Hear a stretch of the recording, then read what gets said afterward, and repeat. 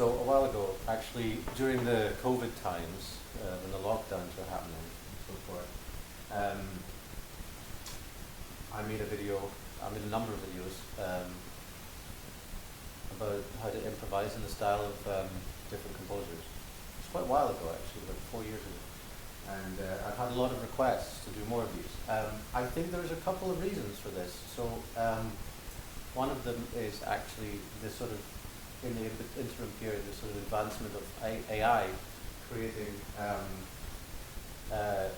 things that can sort of create in the style of composers, and it's sort of become of more interest to people maybe. So that's one reason. I've had some professional requests about this, but I've also had people who sort of know me or have heard me perform and have asked me to engage with this. And most interestingly is that I've had quite a lot of specific requests, so like specific composers, specific styles, and yeah, some of it has been related to this whole sort of AI music phenomenon, which I haven't actually looked into very much.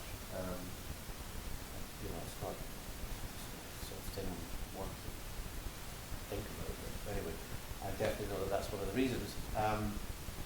But interestingly, one of the requests that I've had a lot of is, so it feels very sort of almost arrogant to be trying to respond to this, but we can see how we do, how I do, and we can talk about, if what I play or suggest is appropriate to the prompt, or we call it the prompt. Yeah. So for several people have been pointing me to this video of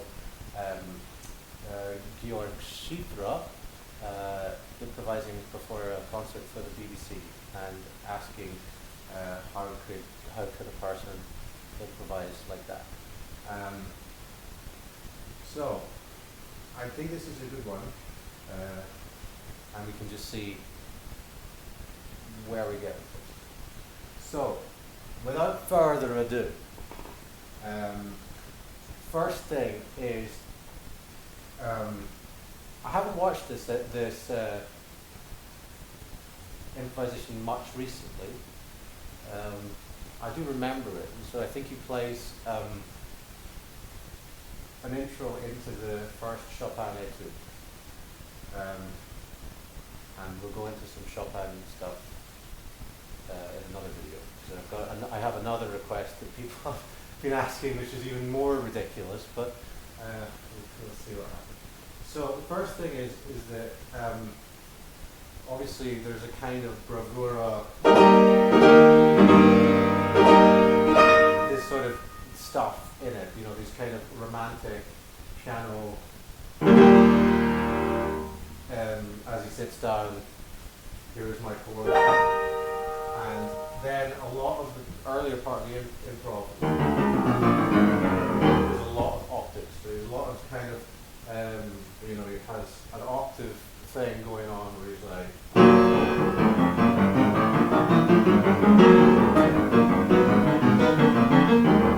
and it's kind of, it seems to be actually based on the idea of warming up his left hand, because obviously being able to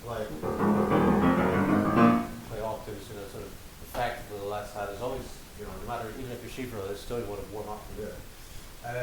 So a lot of that is happening, and then there's sort of things where it later kind of develops into these kind of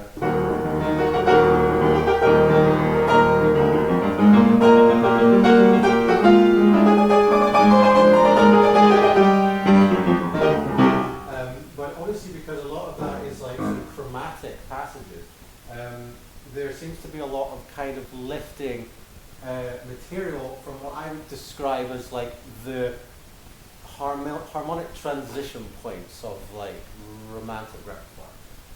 And what do I mean by that? Well, what I mean is the sort of bits where it kind of goes through different keys, you have these sort of sounds that are like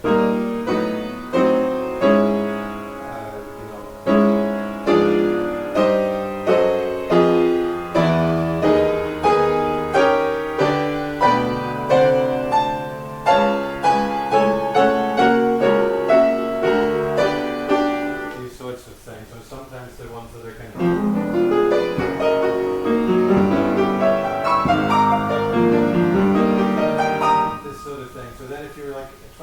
kind of, you know, there are points in it like, you know, you want to try to keep it, it is essentially romantic language, so you're, let's say you're in the key of E flat, which is what he begins in, I think.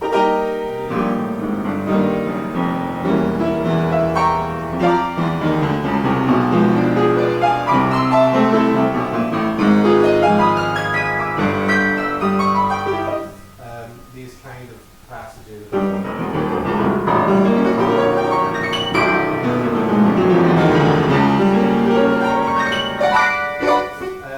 Yeah, so basically he springs off these octave passages to the left hand, and then obviously as it sort of builds up momentum, initially it's kind of a skirt, so those are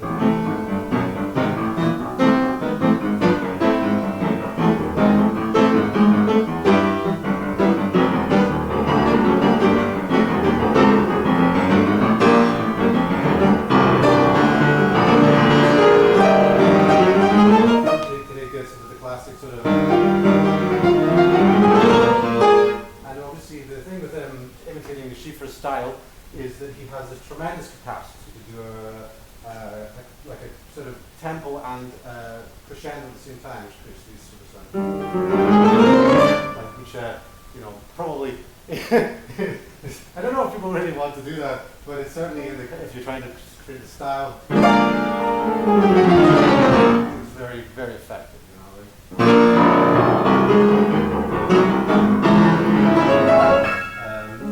In the video, there's a lot of kind of yeah, like figuration that is as it develops, that, you know, they sound like romantic figuration around the chord, and in such a way that it can kind of cascade around the piano, you know.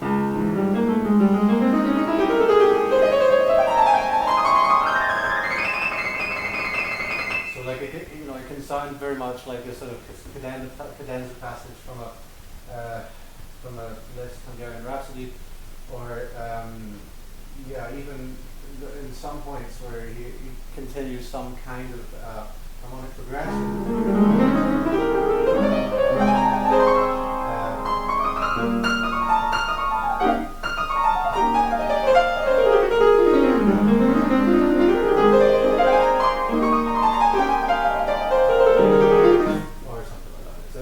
I've done zero preparation for this, so you have to understand I'm just kind of trying to get the pressure across. Yeah, other elements of it though are, you know, what is actually interesting. So, what is interesting about watching this video actually is also the fact that if you're familiar with his recordings, you know, I love his recordings. I think they're amazing. Obviously, the best piano technique I can pick up. But there's always these sort of arguments about not being faithful to the score, and you see all this stuff where he's this classic sort of, you know, when he's jumping around octaves, which you could kind of see where he, you know, embellishes stuff. It was like, and also this sort of like the ease at which he, you know, will have like a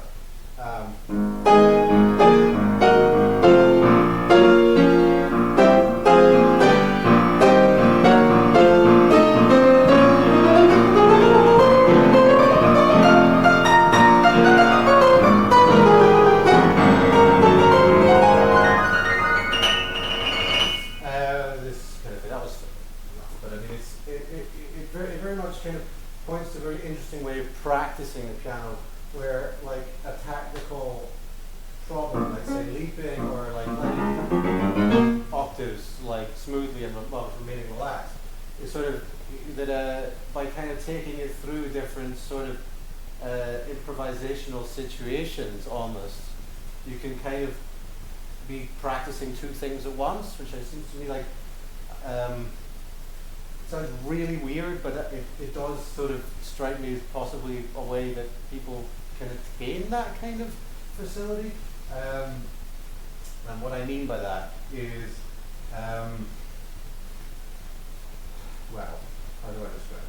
I suppose a good example would be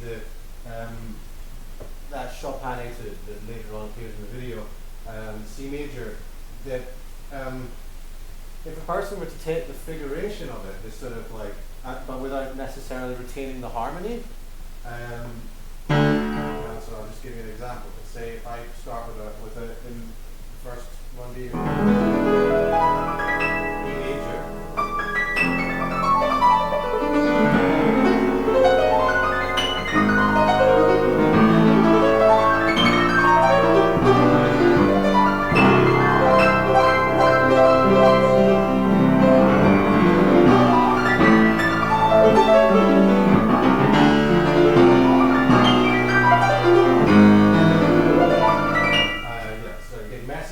Basically, that you invent the harmony, and then you could like on top of it,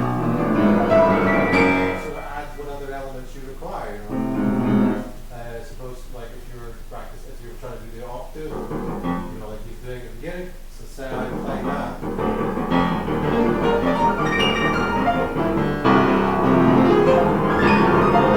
Things like that, you know, and then.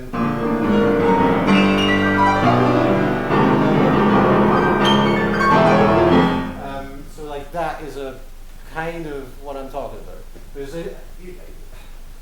I mean, to me, it seems like, I don't know, some people might be watching that saying, oh, that's complete nonsense. And I say, well, it may well be. But it is also like, pushes quite into the direction of what this improvisation sounds like. You know, and then you have, so that's a big part of it, like in dealing with the sort of technical side of it. Of course, you know, there are similar things will be going on with the sort of left-hand arpeggiation. So, like, you know,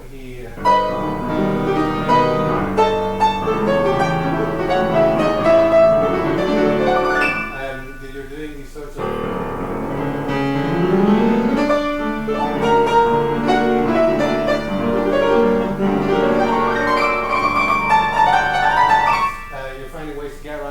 Warm yourself up, but like also like maybe like let me think about it. You want to have a melody on top of this, so and you want the harmony to evolve. I mean, obviously with these types of improvisations, they're not static. The harmony goes through these things.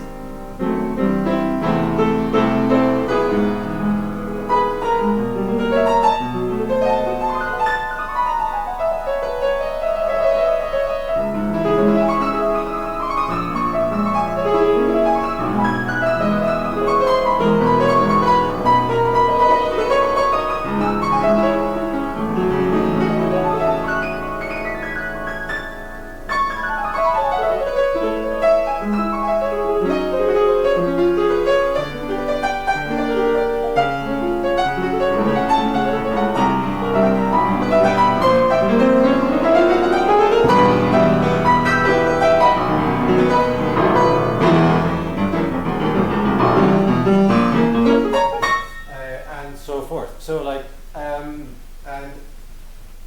within this sort of schema of playing and improvising, there's actually a lot of possibilities for very interesting forms of technical practice.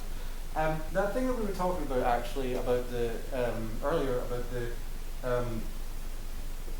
the Chopin etude actually hits upon another video, another request that I had many times. Well, I say many times, maybe 3 times. From people who are probably sadistic, but are kind of arriving at an interesting sort of area, which is like, you know, the question: how could you improvise in the style of a Gyorgy Chopin transcription? And well, I will try to cover that in another video. But certainly the issue of like trying to retain the figuration whilst changing the harmony, or marginally change the figuration whilst whilst changing the system of how the hands are working, by putting like one hand. I mean, obviously the technical requirements of those pieces is like ridiculous, so you know it's never going to be exactly the same, and I'm not making any claims to require those pieces properly, but then thinking of it in terms of this sort of warm-up aspect of it, it's quite interesting because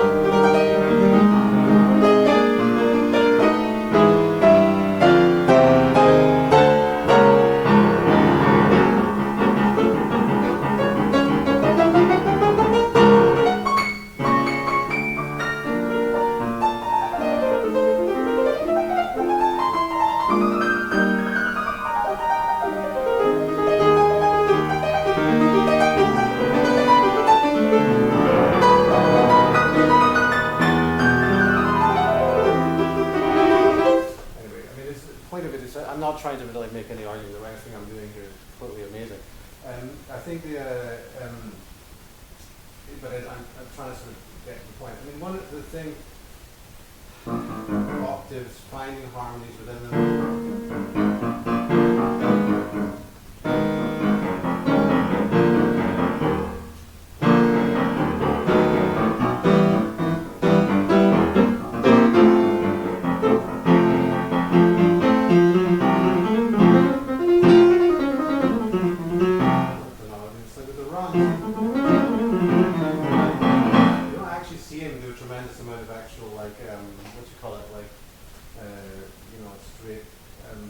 These kind of figurations that are of these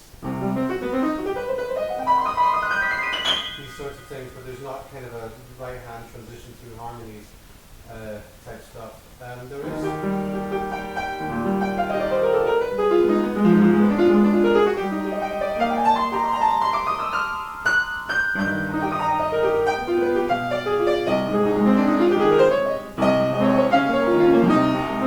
all this sort of stuff, which is, you know, like basically essentially more or less implements the stuff that he was playing all the time, the Liszt and Chopin and various other things. So I guess that's these sorts of stuff. This sort of stuff isn't so much the case in sort of music of like Schumann or Brahms. It's very different. It's more ordered. Well, that's sort of criticism or whatever. It's just a different kind of music. It's not only, you know what I mean? I would actually read Rachmaninoff. I think a lot of this improvisation sounds a bit like this piece.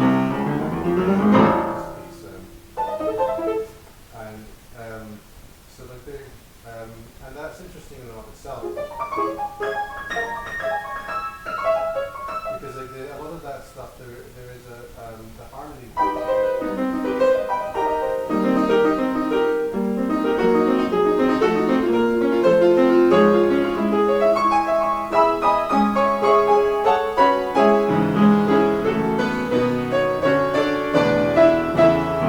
It doesn't have this, like, I mean, that's something getting a bit into the sort of tonic modulation romantic thing. You know, a lot of the Rachmaninoff music that's not with concertos are actually sort of weirdly restrained in how the harmony sort of manifests itself, although it still sounds like the, you know, still has the same basic figurations. A lot of, there's a sort of much more kind of modal element to it, which actually isn't super present there, but it's the way the modulations happen. You know, you have these quite sort of, or like, I don't know how to describe it.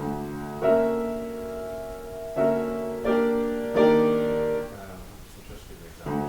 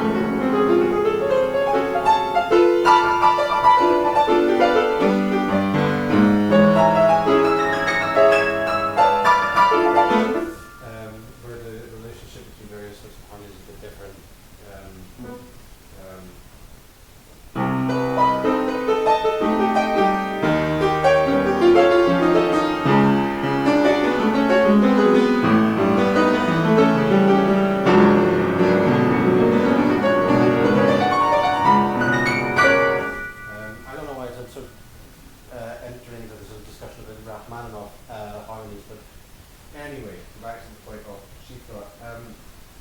Yeah, there's obviously a lot of arpeggiation, right hand.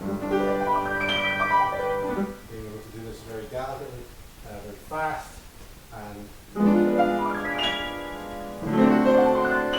all that, and kind of like being able to do it while sort of, well, there is a sort of, there is some kind of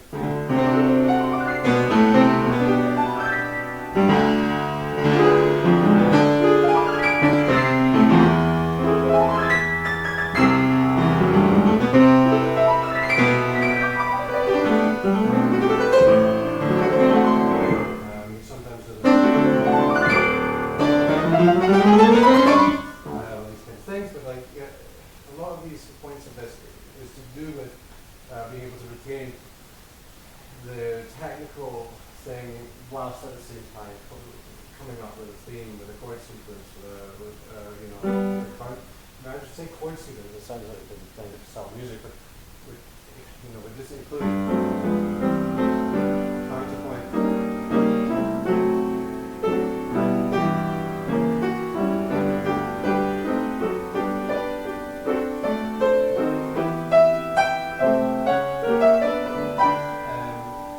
That's not just a chord sequence, you know, it's melody, there's voice movement.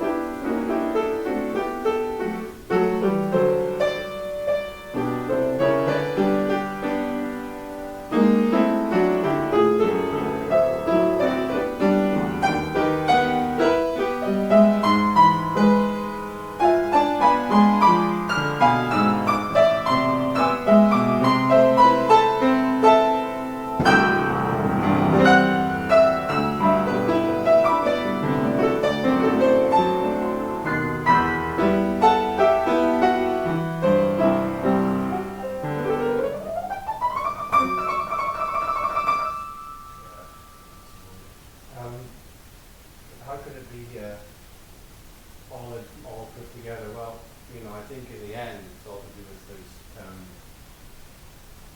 think a part of the thing of ever kind of one take this onto the screen and do an example, which I will do. Put it all together. See, like, does it sound like it? I'm not going to do it right now. It is a slightly, it sort of depends on the mood, because you see in that video he just sits down and the camera's rolling and he's warming up and he's just retained it, so and it's become a very famous piece of piano playing. Yeah. Yeah, I think so this is just sort of a introduction into this idea, and I maybe will try to make it a bit more clear, and then post performance in this style, or in using everything we talked about. I mean, there are a few other things, you know, sort of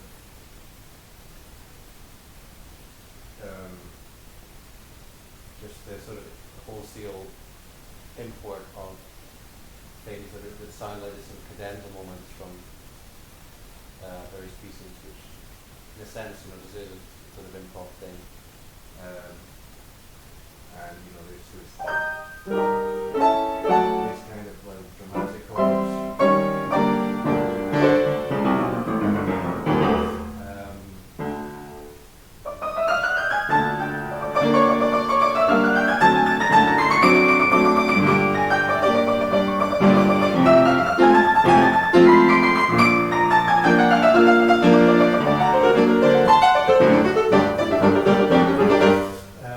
The thing is as well is that if you're going to be playing these pieces at the kind of tempos and the styles you've been playing it in, the warm-up procedure was going to be pretty serious. You know, it's not like the kind of stuff that is, yeah, it's right understood as the normal way of looking at these things nowadays. Should be, you know, it's not going to cut it for a guy like that. You know, when you see the recordings and sort of tempos that he produced, where a lot of people are still a bit mystified by it. I mean, I would cite an example of that as a recording of Switch Track polka, where I don't think actually, you know, there are people who play it, but there's probably not many people who are playing it like that. Yeah. So but I do think, you know, so I will post the video where I'll do the full thing, but I think in a wider sense, I think there's very, why would I be interested in these videos generally? Well, I think I would want to kind of look into the, you know, practice methods that are implied by it. So actually, you know, how to improve the techniques so you can play other stuff, you know, and more efficiently. Because, for example, if the technical problems are emerging from what you are playing out of your mind, then if they emerge from what's on the sheet music, it can be much easier in a sense, because you know you've already practiced it whilst having to respond to the, you know. It sounds kind of ridiculous, but there is a logic to it, you know. So there's that. And of course, the other part I mentioned was the sort of AI element, which I think we'll try to maybe get into a little bit. But yeah, okay. I think that will do for now.